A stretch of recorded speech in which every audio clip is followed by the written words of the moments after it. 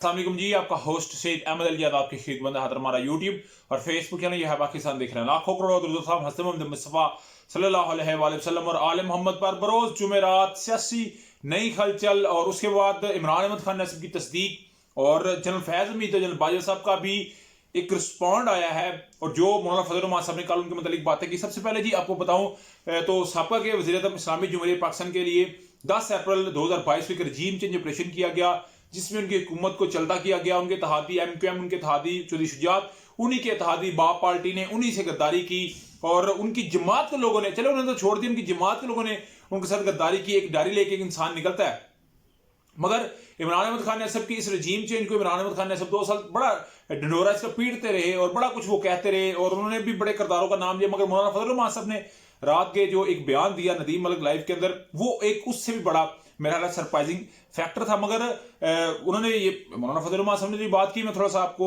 एक कंक्लूजन देना चाहूंगा जी कि जनरल फैज हमीद जनरल बाजवा ने मिलकर इमरान अहमद खान नसब की हुकूमत को चलता किया है और पूरा इसके ऊपर मैंने एक वीलॉग भी किया। मगर आज सुबह जनरल बाजवा साहब और जनरल फैज हमीद साहब का जो है वो बयान सामने आ गया। उन्होंने मौलाना फजल रहमान साहब के बयान को मुकम्मल तौर के ऊपर मुस्तरद कर दिया है। उनको कहा कि अपने बयान दिया उनके हकायक देखे कि जो डीजी आईएसआई थे उस वक्त जनरल फैज हमीद साहब, वो तो कई माह पहले रिटायर हो चुके हुए थे, कई माह पहले डीजी आईएसआई का ओहदा छोड़ चुके हुए थे, कोर कमांडर पेशावर चले गए हुए थे और फिर उसके बाद कोर कमांडर बहावलपुर से वो रिटायर हो गए।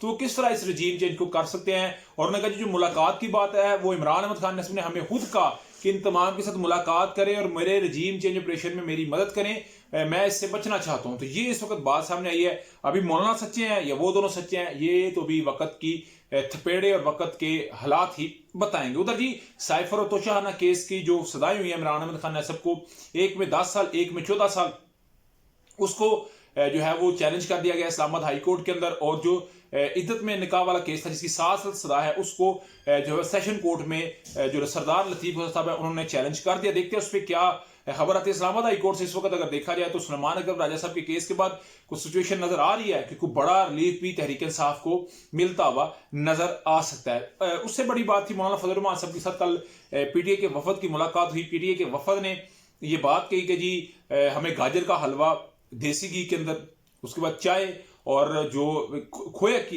एक बर्फी थी वो उन्हें खिलाई गई और दोनों ने बिल्कुल वजीर आजम के लिए तो अभी तक इतलात ये है कि कोई वोट शोट तो नहीं मांगा। मगर जो एहतजाज तहरीक इंसाफ आज भी डेफिनेटली जमात इस्लामी कर रही है, उसके अलावा जेयू फेक कर रही है, उसके अलावा पीपल्स पार्टी कर रही है, एएनपी कर रही है, हर जमात कर रही है, तो उसके लिए दावत थी। तो मगर कल तहरीक इंसाफ तो कर रही है हर वार्ड और यूनियन काउंसिल के अंदर। मगर बड़ा बात किया है कि उन दोनों ने इस चीज पे इत्तेफाक किया कि बिल्कुल जो है वो इसके सारे मामला तो आगे लेके चलना चाहिए। मगर वज़ीर आज़मशिप के लिए जो है वो अभी तक उनका राब्ता नहीं हुआ। मगर मौलाना फजल रहमान साहब को देखते हुए जमात इस्लामी का वफद भी मिस्टर गौर साहब, असद कैसर साहब, मिस्टर सैफ साहब, मिस्टर उमैर न्याजी साहब, ये जो वफद होगा, उसके बाद जो आमर महमूद रोकर साहब है, ये सारे जाएंगे और जाके आज तहरीक जो जमात इस्लामी है उनके वफद के साथ मुलाकात करेंगे। क्योंकि जब से MWM मजलिस वहदतुल मुस्लिमीन के साथ तहरीक इंसाफ ने यानी कि अहले तशय्युन के साथ इत्तेहाद किया है, अहले हदीस अहले सुन्नत जिसे TLP है